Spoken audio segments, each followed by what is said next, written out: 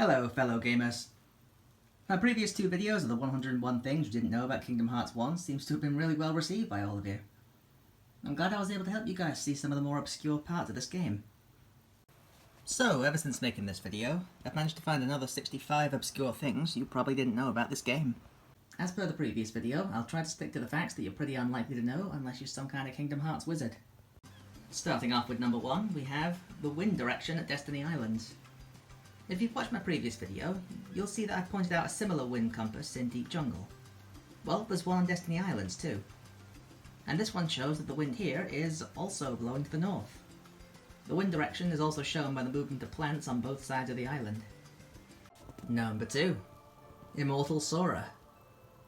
In the Dive to the Heart section, which serves as part of this game's tutorial, you'll be shown how combat works when the game makes you swing your dream weapons at 3 separate groups of Shadow Heartless. However, did you know the game won't actually let you lose these fights? If you just stand still and let these Heartless reduce Sora's health down to at least half, the game itself will just throw you a potion, which will then restore you back up to max health. This is the only place in the game where this thing happens, and it doesn't waste any of Sora's actual potion stock to use. Granted, Sora should only have one potion at this point in the game anyway, but you know what I mean.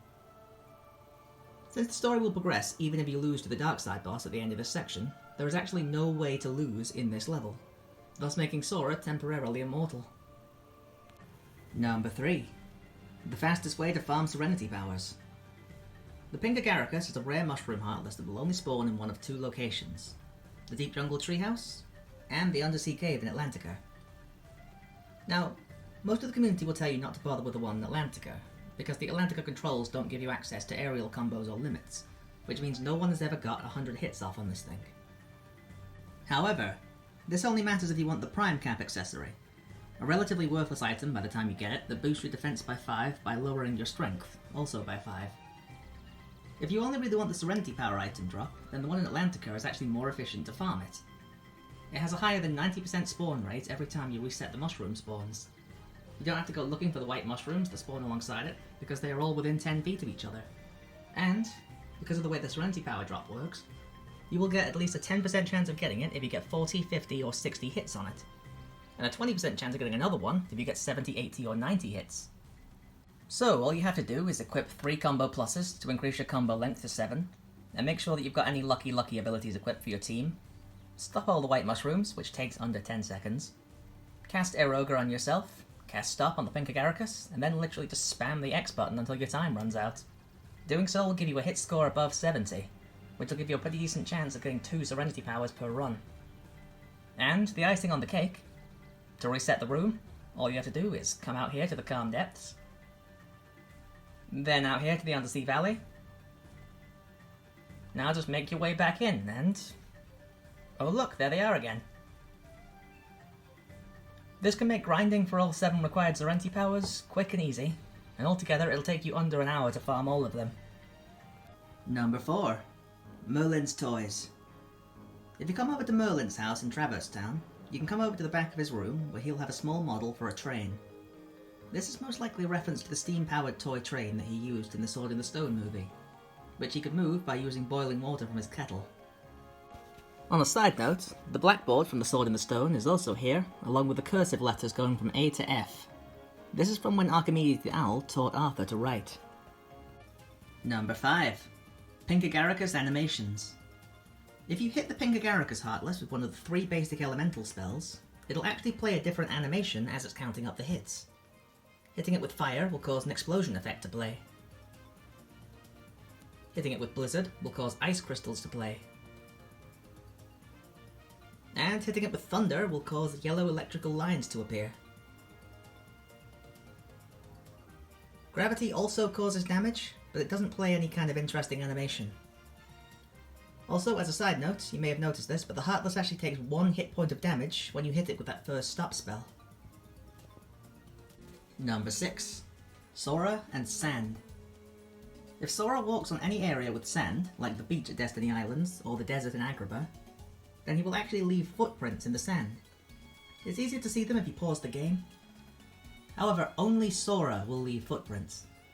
You can test this out with Donald, Goofy, Aladdin, Tidus, Selfie, and Waka.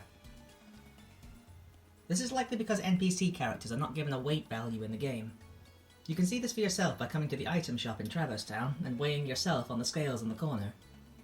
Sora will weigh this much on the set of scales. No numerical value is given, but the scales do move. Donald and Goofy, however, will weigh nothing when they stand on the same scales. Number 7. Powerlifter Sora. Carrying on from that last point about NPC characters being weightless. Now, we already know this. You can pick up any barrel and carry it over your head. This is so common knowledge, they even teach it to you in the tutorial. However, did you know that Donald and Goofy are programmed to jump if they're trapped behind a small wall when trying to keep up with you? So, keeping these two in mind, try to get them to land on top of the barrel while you're holding it when they do that little programmed jump move. And you can actually walk around with them on top of the barrel. And, if you land it correctly, you can get both of them up there at the same time. Well, let's just sit here and enjoy the scenery, guys, huh?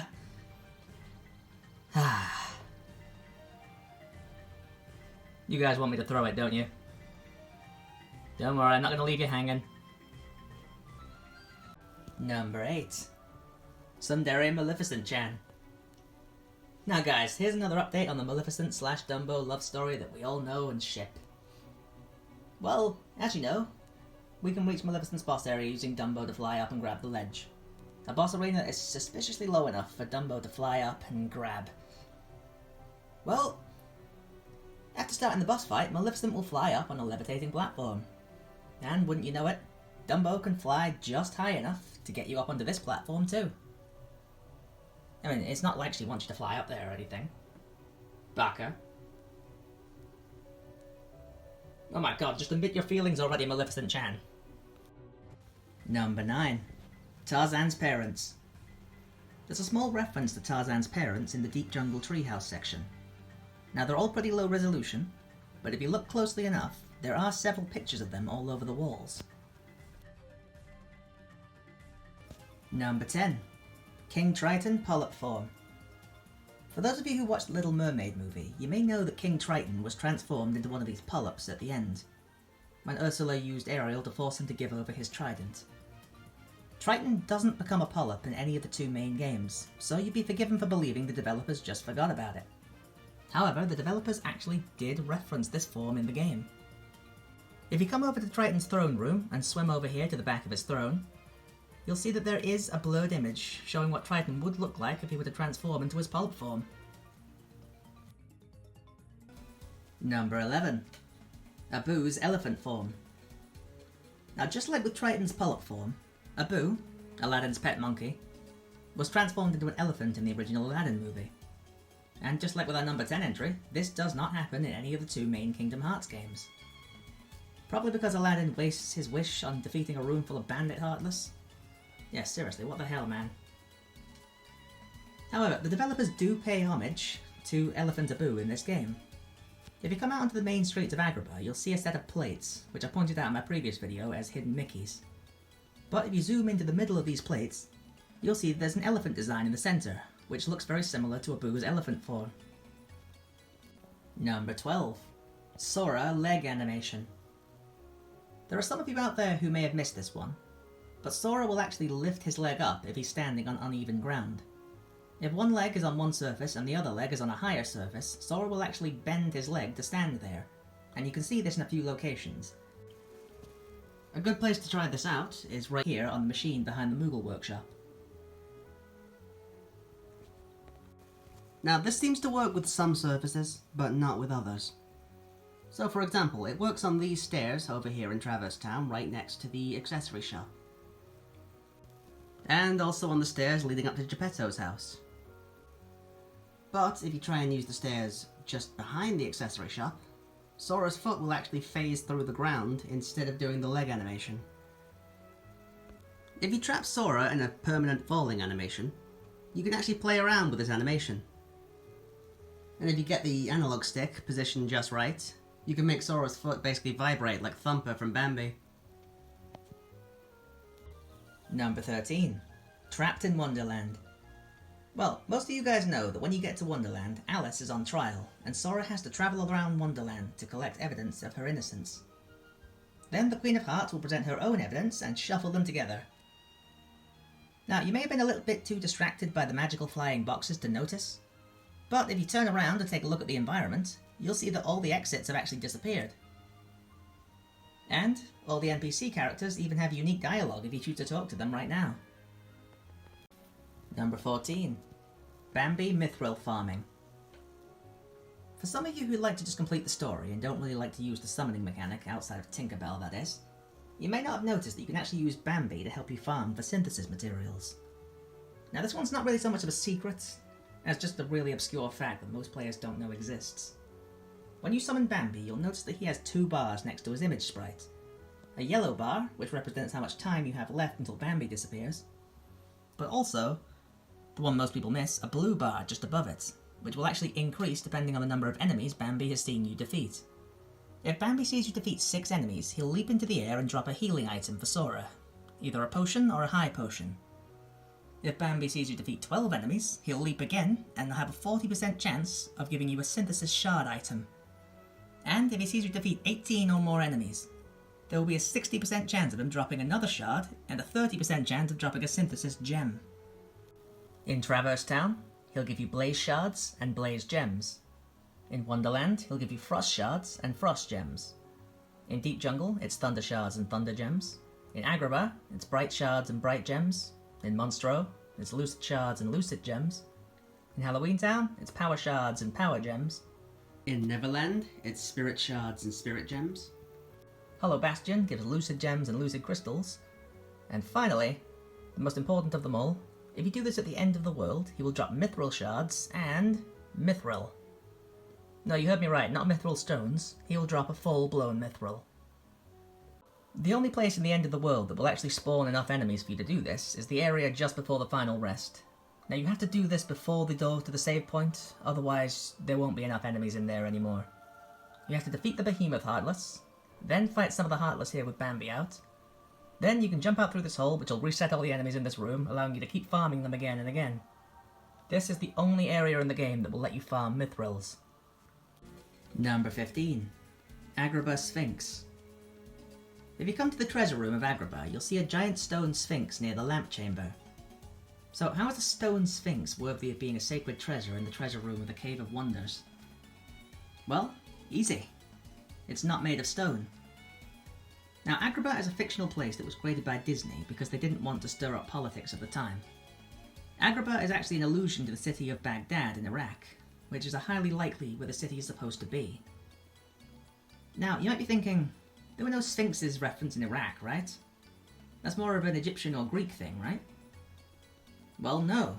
Iraq also has historical sphinxes. One of them is called the Ivory Sphinx of Nimrod. The Sphinx in the treasure room is likely a reference to the Ivory Sphinx of Nimrod. And so, it's probably not made of stone. Yep, it's likely an Ivory Sphinx. Number 16. The Infinite Guard Glitch. This one is very similar to a glitch that used to exist on the PS3 version of the game, the Infinite Roll Glitch. If you talk to an NPC, or an interactable item that brings up a text box at the same time as pressing the square button to use guard, then Sora will stand there and endlessly spam the guard button without any player input. He can spam guard all the way through conversations with other characters. After the text box disappears, he will still spam guard, but only until you press another button making Sora do something else. Number 17. Deep Jungle Flowers. Now, some of you may have wondered about this one. If you come up to the treetops in Deep Jungle just before the load trigger for the treehouse section, you'll find a bunch of closed flowers that you can interact with. If you press triangle near them, a box will appear saying, "These flowers will grow black when the Heartless are near." Now you may be a little confused, because the Heartless never actually come here no matter how long you wait. So they're useless, right? Well, you probably tried casting a magic spell on them, but all it did was open them up and cause sparkly particle effects to happen. Nothing big actually happened even if you opened all 4 of them, right? So what do they actually do? Well, earlier on in the game you may remember that you have to fight a giant gourd hanging off the tree in the middle. Its only defense is a group of endlessly respawning Power Wild Heartless. Well, when you defeat the Power Wild Heartless, they will respawn from one of 4 areas. So, easily missable fact. Whenever you cast a spell on one of these flowers, it will actually shut off one of these spawn locations. So, if you hit all 4 flowers, the Power Wilds will stop spawning entirely, allowing you to defeat the Black Gourd uninterrupted. On a further note, if you come back here after the fight, you'll find that you can cast all of your spells on them, not counting Cure or Arrow, and it will turn the flower a different colour. Fire will turn it red. Blizzard will turn it dark blue. Thunder will turn it lime green. Gravity will turn it purple. And Stop will turn it leaf green. Also, if you hit it with the Keyblade, the flower will politely inform you that hitting it will not work. Number 18. Deep Jungle Backdrop. Since we're on the topic of Deep Jungle, if you come up to the roof of the treehouse, you can actually look out at the scenery in the background and see that there is actually a surprising amount of effort that's been put into this backdrop. There's a mountain in the middle, you can see the rim of a beach, the big yellow area which may be the bamboo thicket from above. It even loops around far enough that you can see it while standing in the hanging moat. Number 19. Deep Jungle Quit-Outs. In my last video I pointed out how you can quit out of the Deep Jungle minigames in order to teleport to the end of the course. I show you as well that if you quit out on the Jungle Slider minigame, then it'll drop you out just in front of Jane's tent. Well, the Jungle Slider minigame has a few extra routes that you can slide down during the Fruit Collection minigame. If you quit out during the second section of the cave, you will instead drop out over Hippo Lagoon. If you do it during the third section on the trees again, you'll drop out into the area where you fought Clayton in the Stealth Sneak. And finally, if you do it in section 5 or 6, it will drop you into the Waterfall Cave. Number 20. Dancing Shadow Sora and Elixirs. Now, the limited time enemies, the Dancing Shadow Sora, will actually drop Elixirs and Mega Potions at a rate of 4 and a 5% drop rate, which is the highest Elixir drop rate in the game outside of Rare Truffles. So, if you're stuck in Neverland because you're having trouble with the Anti-Sora boss, you can always just go back downstairs and farm the Dancing Shadow Soras. Number 21. Tidus Level Grinding AI. When you're on Destiny Islands on the very first day, and also on the second day as well, you can farm Tidus for 2, 4 and 6 tech points every time you parry his wide swing, depending on how many tech boosts you have equipped of course. Most people seem to know this. However, if you try to farm him yourself, he may feel the need to remind you every 30 or so seconds that he has another 2 moves, a front flip and another swing type. Neither of these other moves will give you tech points if you parry them, so when he alternates between them so frequently, you may be a little frustrated at how slow your grind is going. Well, there's actually a way to manipulate his AI so that he goes for the wide swing 95% of the time. The only time he won't go for the wide swing is when he gets exhausted, in which case he will always finish with a front flip and then go into recovery animation. So how do you get him to go just for the one attack that you actually want him to do? Easy. Just make sure that you're not locked onto him. Yep, he only alternates when you're locked on. Basically, when your lock-on reticle is blue. If it's orange, he will only spam the wide swing. So just parry him, then run away until the orange reticle disappears, and then run back to him, parry again. Rinse and repeat for a faster level grinding experience. Number 22. Riku already had the Keyblade on Destiny Islands, Part 2. In my last video I provided evidence that Riku was already in possession of the Kingdom Key on Destiny Islands, as number 94 out of the 101 things that you didn't know. So, here's just one more. There's actually a cutscene after you seal the Neverland keyhole. Sora will have a flashback to him and Riku talking in the secret place about when Kairi first arrived at the mayor's house. When they both leave the secret place, Riku turns back around to have one last look at the door to darkness, and we see what it looks like from his perspective. Most people see it as a wooden board with no details, but Keyblade wielders will see it as a giant keyhole. Number 23. Ansem's Heartless species. When Sora turned into a Heartless, he transformed into a recognizable species of Heartless, a simple shadow. He was a Keyblade-wielding warrior with a strong heart, and all he became was a simple shadow, nothing special at all. Ansem, the Seeker of Darkness, was revealed later on in the series to have given up his body for plot-related reasons, resulting in him becoming a disembodied heart contained inside of a brown robe. This seems like a very odd form to take, so why has nobody else ever taken this form? So which species did he turn into exactly?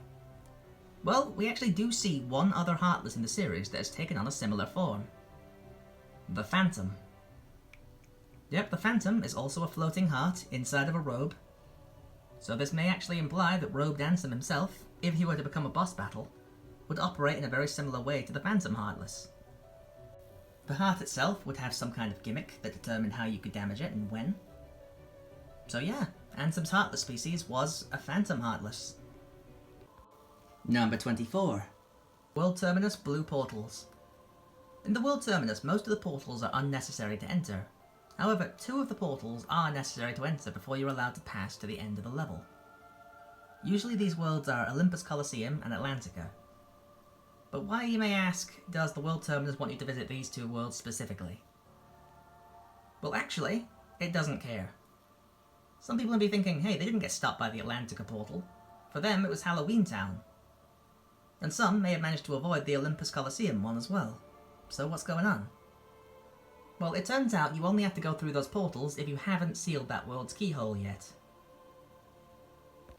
Number 25. Stealth Sneak Mega Potion. During the Clayton boss fight, he'll team up with the Stealth Sneak Heartless. The aim of this fight is to knock him off the Stealth Sneak Heartless and start attacking him. The fight will only end when Clayton is defeated, so surely there's no point at all in defeating the Stealth Sneak first, right? Nope. Actually, if you defeat the Stealth Sneak first, he will drop you an extra Mega Potion that is completely missable if you chose to ignore him. Number 26. Genie vs Riku. During the second Riku fight, the one in the main lobby of Hollow Bastion Castle, just as Sora gets his Keyblade back, you'll find that he's completely immune to magic. Fire, blizzard, thunder, gravity, stop, and even the passive damage from aero spells will not damage him. So there are no magic spells in the game that can damage Riku, right? Well, actually, Genie's Showtime attack is actually capable of doing a small amount of damage to him. Genie has attacks which will deal raw magic damage, which works very similar to physical damage in practice. So, Genie's Cosmic Blast attack is the only way to damage Riku with magic. Number 27. Peekaboo Rock. In the 100 Acre Wood section, you can come here to the first available area, the empty meadow, the one that looks like Eeyore's house. You don't even need any torn pages to get into this section. So if you come over here and stand over on top of this log and look out at the environment, you'll see this little rock decoration on the ground. If you turn your camera, it'll pop in and out of the ground depending on where your camera is at any given time. You can also play around with it by running around in a circle. Number 28. Hitting Jafar Genie with the Keyblade. Now in the story, right after you defeat Jafar in his sorcerer form, he will make a wish to become a genie. Then you have to jump down into his underground boss arena to take him down in one last battle. So you probably remember this boss as one of the worst bosses in the game. Basically, this all-powerful genie just bobs up and down, throwing lava globs at you while you chase down Iago for 5 minutes straight, right? Well, if you're a bit savvier, you may have noticed that you can hit Jafar directly with the Blizzard spell, but no other form of attack works directly on Jafar though, right? No. Actually, you can hit Jafar directly with the Keyblade. If you stand a couple of steps back from the edge, Jafar will try to swipe at you with his hand. If you jump over this and strike with a long weapon, you can actually strike Jafar directly, which will stun him for a few seconds. Jafar also has a second attack where he pounds the ground with his fist. And he even has a recoil animation when you hit him on the hand while he's doing this move. And if you do this, Jafar will reveal another rare move. Yeah. Turns out he has heat vision. And you guys all thought this guy was boring. And the Jafar-related fun doesn't even stop there. He has 2 different variations of a Fire Fist attack. And, if you leave him long enough, he will actually cast Cure on himself. Number 29. Levitating Roo. During the Muddy Trail minigame at the end of the 100 Acre Wood section, you'll be tasked with finding all of Pooh's friends in a game of hide and seek. The first of Pooh's friends, Roo, is up here on this protruding tree root. But if we take a closer look, we'll actually find that Roo isn't actually in contact with the tree at all. He's just floating in midair about a foot above it. Well, I don't know what Tigger spiked his honey stash with, but he's got Roo bouncing so high he's opened up his third eye and started levitating. He's mastered the super duper whoopty looper alley ooper bounce. Number 30. Pooh's doorbell. If you come to Pooh's house in the 100-acre wood, you may find a number of things that you can interact with. And you're probably aware that you can ring Pooh's doorbell. However, did you know that if you keep on ringing it, a glitch camera shot will play showing Pooh inside of his house answering you?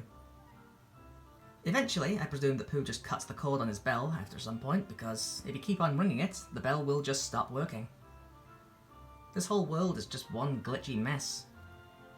Just in case you guys were wondering, if you go inside, Pooh is standing in the exact same position, he has no extra dialogue, and the bell will continue to ring if you reset the area. Number 31. Glitch compilation. Now, speaking of glitchy messes, this game actually has a number of glitches that can be accessed throughout the story mode of the game. Now, I have to make it clear that I did not personally discover any of these ones, but I'd like to go over them just for those of you who don't know about them yet. Some of these glitches are in fact used by speedrunners as of present. Okay, so the first glitch is in Traverse Town, right after Pluto wakes you up. Now, at the end of this alleyway, if you look to your left, you'll find a fat man standing over you next to a few barrels. Obviously, he's there to stop you from jumping up that way, because you're supposed to interact with this cutscene to the right. However, if you jump up on these boxes right here, you can get up on the roof, then you slide down off this rooftop, and at the last second you can jump over to the accessory shop roof. And from there, you can just jump over the fat man and access the rest of Traverse Town. Now, this is a soft lock, and once you access it, there is no way out. But you can explore the rest of Traverse Town as much as you want. No Heartless will spawn, you can't enter any story-related events, and you also can't escape without resetting your game. The game will also be stuck in a kind of limbo, between half completion and completion. So you can access some events that will only activate when you've completed the section and defeated guard armor. For example, Leon will be standing over here right outside the Dalmatian's house, and you can talk to him about the Dalmatian puppies being missing. Not that you can do anything about it, because they're all in different worlds, which you now can't visit. Okay, the second Traverse Town glitch only happens after you defeat guard armor for the first time. You're supposed to get this cutscene when you walk near a Trinity mark, which are conveniently placed near every exit to the world, including Merlin's house for those of you who thought you were being clever. Now, if you avoid all Trinities, you can come back here to the alleyway to look at this Trinity mark right here next to the bars of the waterway. Just hold forwards with the analog stick as you exit the cutscene, and you can actually walk through the bars to get into the waterway early. This trick is used by speedrunners to avoid having to actually use the red Trinity mark, and also to get Simba's summon gem early. Alright, for glitch number 3. In Wonderland, during Alice's trial, you can enter the courtroom from the Lotus Forest entrance.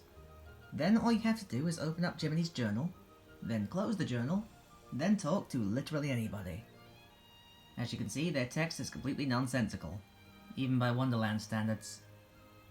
This trick is used by speedrunners as well, mainly because when you actually start the trial, it makes everybody's text boxes open and close extremely fast. Number 32. 2 elixirs at a time from Rabbit's Garden. Well, it's no secret at this point that you could pick vegetables from Rabbit's Garden in order to have a small chance of getting an elixir. However, you may be wondering, are they randomly generated, or are there only 1 per vegetable patch? Well, I've mentioned in previous videos on this channel that it's possible to get multiple elixirs from the same patch, I mean to say without reloading the area. Well, as it turns out, I actually have footage of me doing this.